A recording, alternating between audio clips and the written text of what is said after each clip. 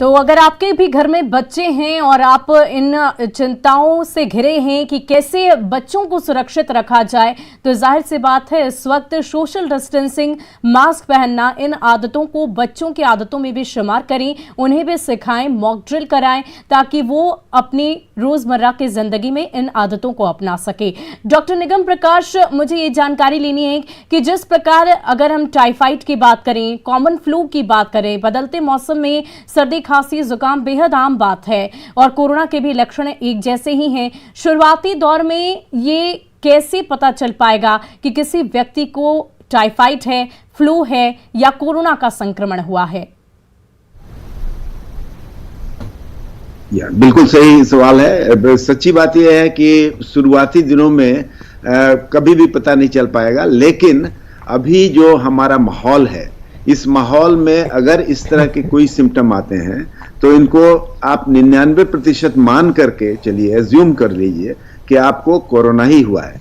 और कोरोना चूंकि अभी का जो वैरायटी है ओमिक्रॉन, ये बहुत हाईली इन्फेक्शियस है, संक्रामकता इसकी बहुत ज्यादा है। ये एक व्यक्ति जो है 15 से 20 आदमी को इन्फेक्ट कर सकता है।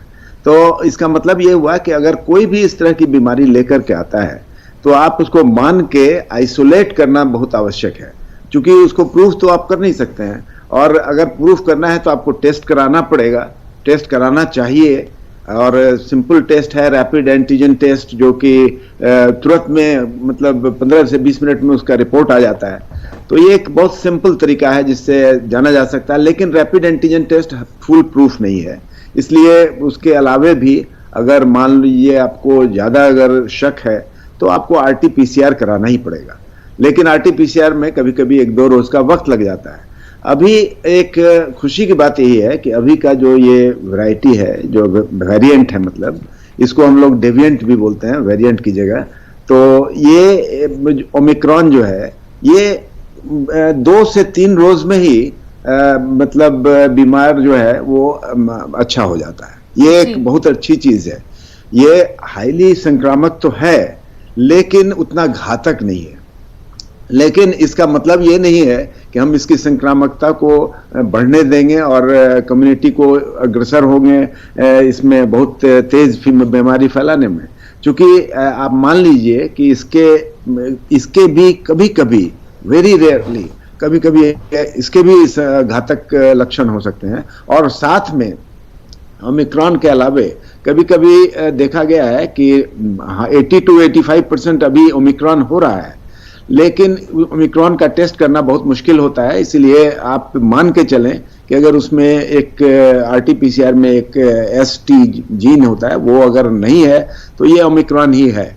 लेकिन ओमिक्रॉन के बाद थोड़ा ही परसेंटेज जो है 10 से 15% डेल्टा प्लस भी हो सकता है। इसीलिए हम लोगों को ये मान के एकदम बिल्कुल नहीं चलना है कि ये कॉम्प्लेसेंट नहीं होना है, एक ढिलाई नहीं बरतनी है, नहीं तो फिर ये जो है पीछे पीछे शायद कोई दूसरा वेरिएंट भी साथ में आ सकता है और घातक लक्षण आ सकते हैं। इसीलिए हम लोगों को बहुत संभल के चलना है अभी, और कोविड एप्रोप्रिएट बिहेवियर को अच्छी तरह पालन करना बहुत आवश्यक है। तो तमाम कोरोना के मानकों का अनिवार्य रूप से पालन करना है। इस वक्त बेपरवाही, लापरवाही बेहद भारी पड़ सकती है।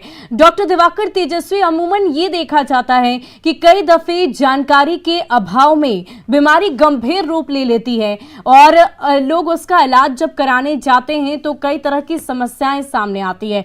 खास करके अगर हम कोरोना की बात करें तो लोग सर्दी खांसी के तौर पर इसे बहुत हल्के में लेते हैं और इलाज नहीं करा पाते। शुरुआती दौर में अगर सर्दी खांसी हो तो उस दौरान क्या कुछ करना चाहिए? क्या घर पर कुछ ऐसी दवाओं का सेवन कर सकते हैं जब तक रिपोर्ट नहीं आ जाती? देखिए, सबसे पहले अभी के पैंडेमिक की स्थिति में यदि सर्दी खांसी बुखार किसी को हो रहा है तो उसे चिकित्सीय सलाह में अपनी जांच जरूर से करा लेनी चाहिए, क्योंकि जैसा कि अभी बताया गया, ये इन्फेक्शस बहुत होता है, एक से दूसरे को फैल सकता है। और शुरुआती दौर में ही चिकित्सीय देखरेख में अगर वो कॉमन कोल्ड वाली दवाइयों से ही कंट्रोल हो जाती है तो अच्छी बात है। लेकिन यदि उसकी सिम्टम बढ़ती है, जो घर पर देखते रह करके आप पता कर सकते हैं, यदि आपको खांसी बढ़ती है, चेस्ट में कंजेशन होता है, सांस लेने में थोड़ी तकलीफ होती है, और सबसे आसान है घर के अंदर अगर पल्स ऑक्सीमीटर से आप अपना ऑक्सीजन सैचुरेशन देखते हैं, अगर वो 94 से कम जा रहा है तो इसका मतलब है कि आपको तत्काल सघन चिकित्सा की आवश्यकता है। देर करना आपके लिए नुकसानदेह हो सकता है। इसके लिए कुछ टेस्ट होते हैं जो इन्फ्लेमेटरी मार्कर्स टेस्ट कराते हैं, और उसमें भी अगर इन्फ्लेमेशन की चीजें देखी जाती हैं तो जी। उसके लिए तत्काल सघन चिकित्सा बहुत आवश्यक होती है, नहीं तो ये गंभीर रूप ले सकता है। जी, और इस वक्त हमारे साथ मनोचिकित्सक डॉक्टर निष्का